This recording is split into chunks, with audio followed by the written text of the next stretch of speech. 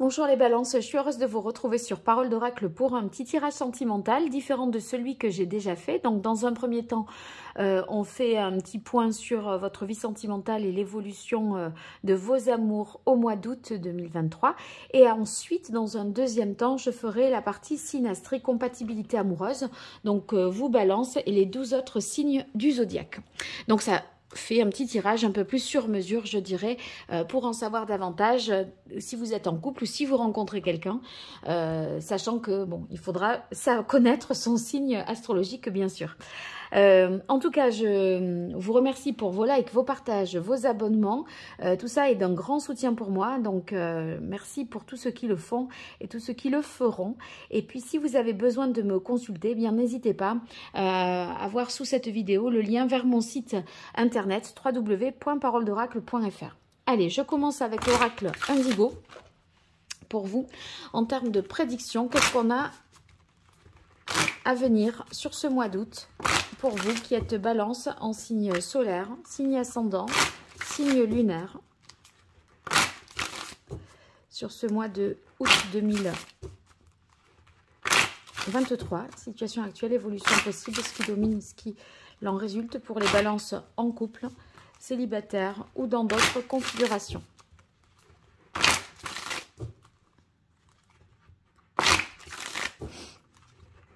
Allez, pour vous les balances, quelle est la parole de l'oracle? Alors, on a la carte protection. Il semblerait que vous essayez de vous préserver, de vous protéger. Il y a peut-être une peur de souffrir concernant votre vie sentimentale. Vous ne voudriez pas vous exposer, prendre des risques. Ou alors, ça peut vouloir dire simplement, pour ceux qui sont en couple, de chercher à protéger son couple, à se préserver. Allez, pour vous, les balances, signe solaire, signe ascendant, lunaire, Vénus en balance, situation actuelle. Évolution possible.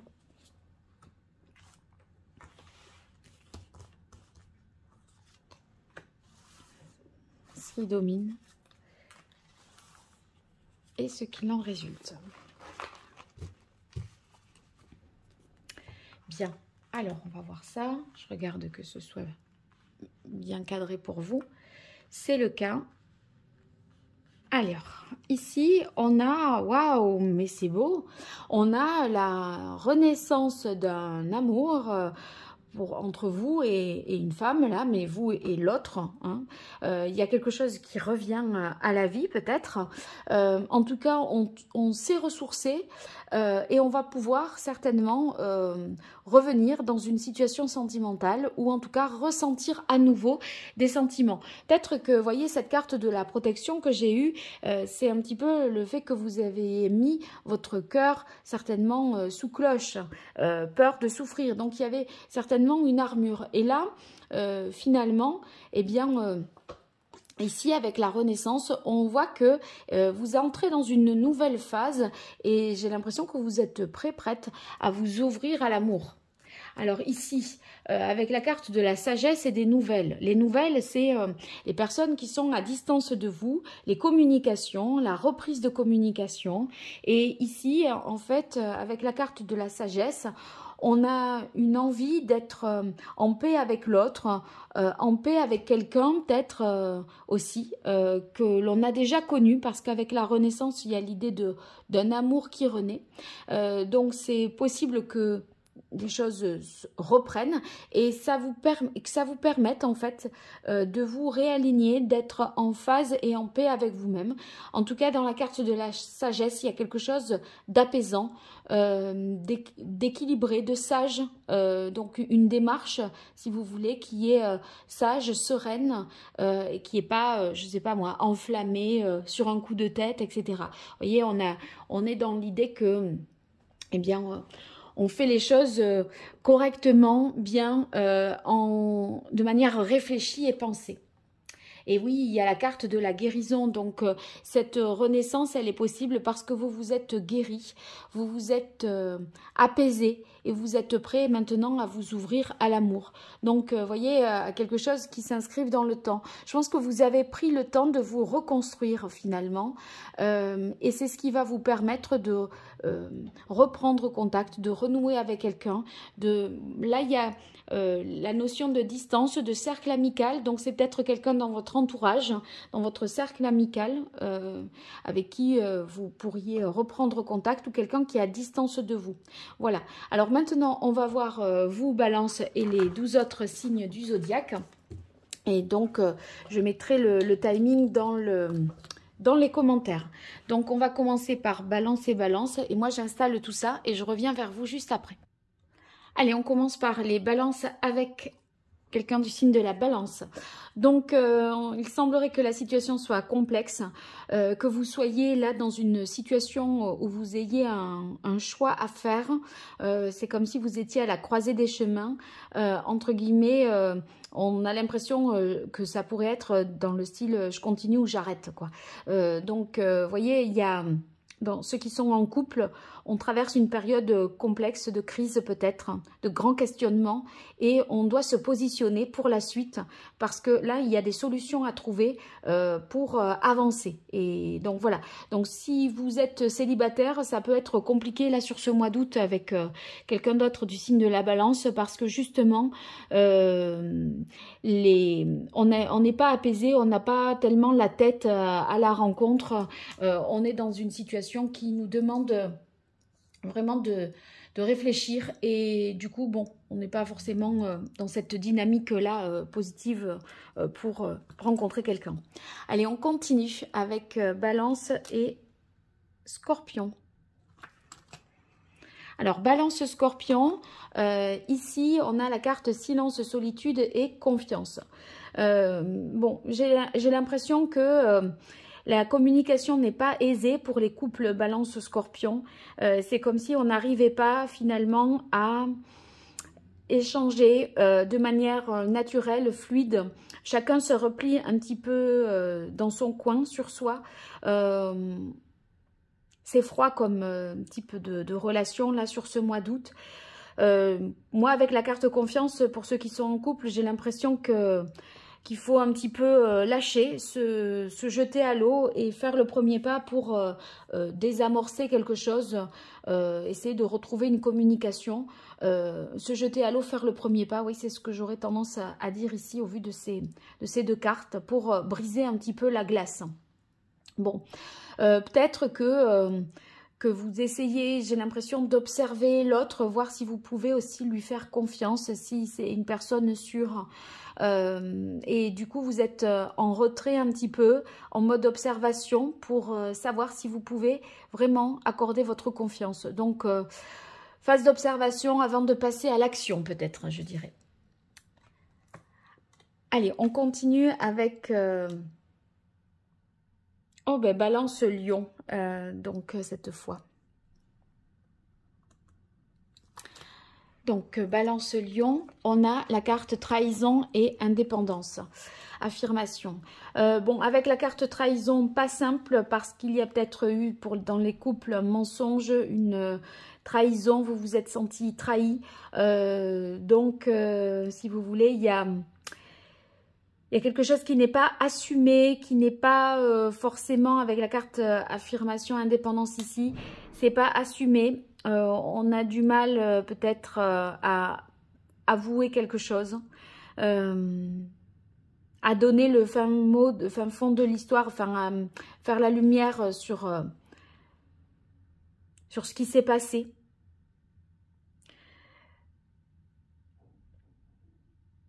On a l'impression aussi que cette trahison, si elle a eu lieu dans un couple Balance-Lion, eh bien c'est un peu pour s'affirmer soi, pour retrouver confiance en soi aussi, comme si on avait été un petit peu dénigré, bafoué, et on veut voir et vérifier que l'on plaît toujours, que l'on a une capacité à séduire, voyez. Donc c'est j'ai l'impression que c'est une trahison qui a pu être commise en réaction à quelque chose, à l'attitude de l'autre. Voilà. Alors, je cherche aucune excuse. Enfin, il y a pas. C'est sans jugement et je cherche pas des excuses à qui que ce soit. Mais si vous voulez, c'est pour montrer qu'on est libre un petit peu, qu'on existe, qu'on fait quelque chose pour voilà, met un petit couteau, un coup de couteau dans le contrat là pour justement montrer qu'on existe et qu'on est quelqu'un. J'ai l'impression que vous auriez pu être privé un petit peu de liberté et que c'était une issue de secours. Bon, pour ceux qui sont balance célibataires, si vous rencontrez quelqu'un du signe du lion, c'est peut-être quelqu'un qui est en couple et qui a une relation extra-conjugale au moment où vous le rencontrez là. Hein. Donc, soyez quand même attentifs, posez les questions. Si vous avez un doute, n'hésitez pas à poser la question de manière ouverte. En tout cas, il semblerait que ce ne soit pas forcément là la période la plus idéale pour nouer, débuter une relation, je dirais. Hein. Allez, on continue avec les cancers. Alors, avec les cancers, on a bonté et intuition. Donc, on sent que là, on peut s'ouvrir à une relation. On a des perceptions, des signes. Il y a comme des synchronicités qui nous font dire que c'est bon, on peut y aller. Donc, on peut aller plus loin pour ceux qui sont en couple balance cancer, ou on peut se lancer vraiment.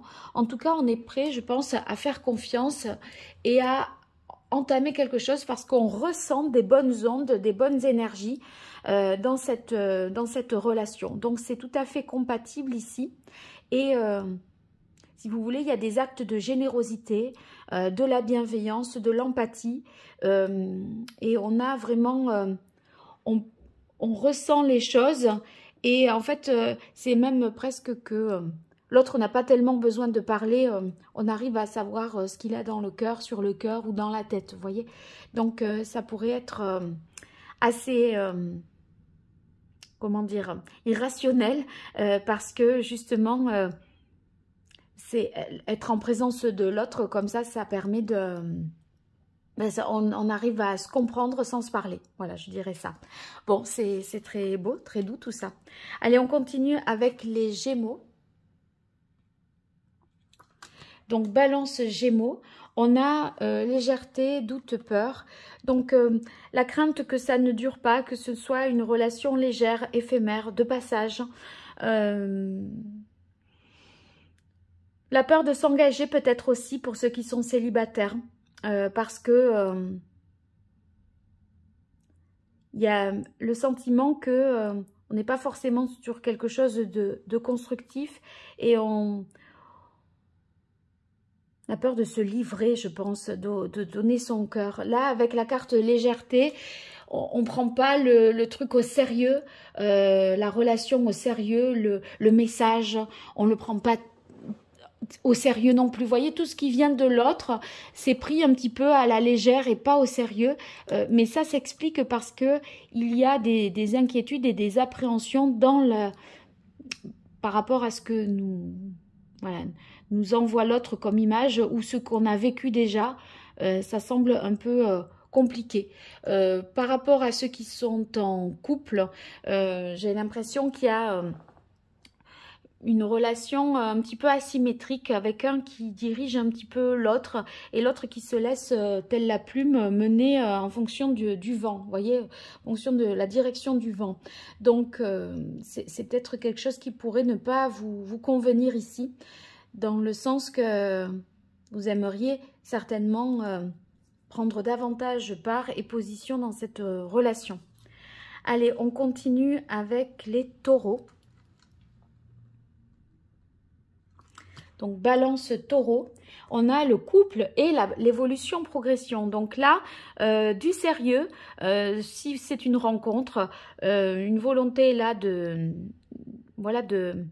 d'être en couple et de s'engager. Donc, si on y va pour une relation sans lendemain, c'est pas avec la bonne personne, balance taureau, parce que là, c'est pour du sérieux. Et ceux qui sont déjà en couple, on sent que le couple passe à une étape supérieure d'engagement. Donc, ça peut être un mariage, le fait d'acheter une maison à deux ou de vivre ensemble. Voilà, en tout cas, quelque chose qui s'inscrive dans le temps et qui évolue. Il y a une transformation positive de la relation si vous êtes déjà en couple couple, ça va plus loin, ça devient de plus en plus sérieux, ça prend forme, je dirais. Voilà, donc ceux qui sont balance célibataires, je répète que ça peut aller très vite vers une mise en couple parce que l'autre, voilà, on dirait que c'est ce qui est attendu dans cette relation. Très positif en tout cas. Allez, on continue avec Balance et Bélier. Donc, Balance et Bélier, on a la carte de l'homme et la carte de l'espoir. Il semblerait que l'un des deux dans la relation soit dans l'attente de quelque chose, ait espoir que quelque chose se fasse, qu'une communication reprenne, qu'un signe soit donné. Il y a une attente. Il y a une attente, une certaine passivité, peut-être plus de la part de l'homme dans cette relation Balance de Bélier que de la part de la femme, mais quelque chose qui est attendu. Alors, à vous de voir à quoi ça pourrait correspondre. Une reprise de relation, reprise de communication, espoir qu'ils disent oui, qu'ils rappellent, qu'ils écrivent. Vous voyez, ça pourrait être ça. Mais il y a...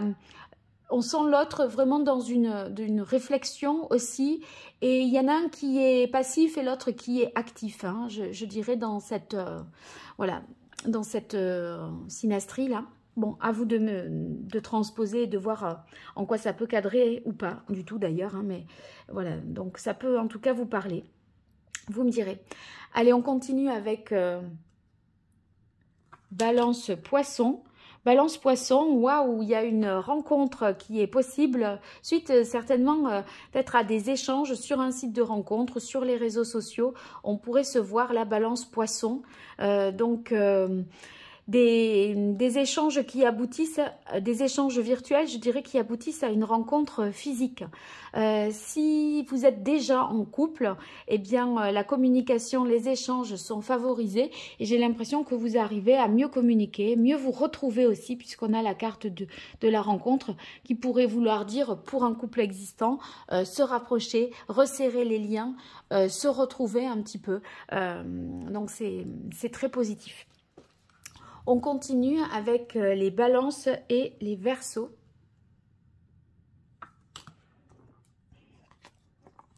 Balance verseau, on a ici l'idée que la femme peut-être verseau devrait s'adapter un petit peu à l'homme balance. Il y a l'idée de faire preuve de tolérance, de souplesse, d'adaptation, de composer avec l'existant. On ne va pas pouvoir, je pense, ici, dans cette relation, camper sur ses positions. L'un des deux, parce que là, j'ai un personnage, donc l'un des deux va devoir faire une concession, va devoir s'adapter, va devoir revenir sur ses positions peut-être. Ceux qui sont célibataires, eh bien, il va falloir y aller à tâtons. Les balances, voilà, balance célibataire pour atteindre quelqu'un du signe du Verseau, il va falloir y aller à tâtons et ne pas arriver avec ses gros sabots, mais plutôt avec ses chaussons de danse, avec ses ballerines et arriver sur la pointe des pieds. On dirait que, voilà, il ne faudrait pas heurter le Verseau et y aller trop vite ou trop fort, je dirais. Allez, on continue avec Balance et Capricorne. Balance Capricorne, donc on a l'équilibre et connaissance enseignement. Je pense que vous allez beaucoup échanger, beaucoup en apprendre sur l'autre, qui il est, comment il fonctionne, ce qu'il désire, quelles sont ses aspirations, ses souhaits. Et puis il y a des échanges qui sont féconds. Donc vous vous livrez, l'autre se livre, c'est pas l'un qui va en savoir sur l'autre et l'autre qui est muré dans un silence. Et je pense que ça mène à quelque chose de positif parce que la carte des poissons ici c'est toujours fertile et fécond. Donc si vous êtes en couple Balance Capricorne, ça pourrait vouloir dire tout simplement que eh bien c'est une relation équilibrée dans laquelle les sentiments sont partagés et on aime partager en fait des connaissances, discuter de sujets voilà, qui nous tiennent à cœur, donc bon, très, très intéressant et positif. Allez, on continue avec les Sagittaires. Balance et Sagittaire maintenant. Waouh, des projets féconds. Là, voyez, ici, on œuvre pour quelque chose dès aujourd'hui et pour l'avenir. Parce que ce bœuf ici, vous voyez, il va creuser un sillon qui est un sillon fertile. Et ici, on a des projets derrière. Donc, on sème les graines aujourd'hui pour voir venir quelque chose demain. Donc, les couples, certainement couples Balance Sagittaire, il y a des projets dès le mois d'août qui se mettent en place pour les mois suivants. Donc, ça peut être projet d'enfants, projet immobilier, projet de vie à deux. Quelque chose, en tout cas, qui s'inscrit dans le temps. Si vous êtes Balance et que vous rencontrez quelqu'un de Sagittaire, eh bien, on a l'impression que on pourrait tout à fait se projeter dans un avenir et on sent que ça match au point de voilà, d'envisager des choses pour la suite. C'est pas du tout stérile. Il y a une suite au-delà du mois d'août. Vos échanges, votre rencontre mènent à quelque chose. En tout cas, ça ne s'arrête pas net. Ça ne retombe pas comme un soufflet, je dirais. Et on termine avec Balance et Vierge. Donc, Balance et Vierge, on a des communications et conscience justice. Donc, reprise de communication, échange juste, qui permettent finalement, suite à une prise de conscience, de revenir peut-être sur quelque chose, d'échanger si vous vous connaissez déjà. Dans un couple, en fait, c'est avoir une parole juste. Dans les couples Balance-Vierge, les mots seront juste bien choisis et permettront de rétablir une justice, un équilibre dans la relation. Peut-être prendre conscience aussi de ce qui se... Voilà, des besoins de l'un et de l'autre, de ce qui peut blesser, de ce qui a pu blesser, de ce qui a pu se passer. Donc, on ose parler et cette parole est libératrice et permet de retrouver un équilibre avec la carte conscience de justice, de revenir sur quelque chose de plus juste. Il y a une situation qui se redresse et en fait, voilà, on dénoue peut-être une situation. En tout cas, si on était resté sur quelque chose de froid, eh bien là, il y a un retour de communication. Vous allez réussir, les Balances et les Vierges, là, en couple, à rétablir le dialogue pour aboutir à quelque chose de plus juste. Donc, on repart, je pense, là, sur des bonnes bases. Allez, j'espère que ça vous aura été bien utile, tous ces tirages, que ça vous aura éclairé, donné des précisions. Sachez que si vous avez besoin de moi, eh bien, écrivez-moi sur mon site internet www.paroledoracle.fr. Vous verrez les différentes prestations que je propose. Voilà, je vous remercie et je vous dis à très vite sur Parole d'Oracle. Au revoir.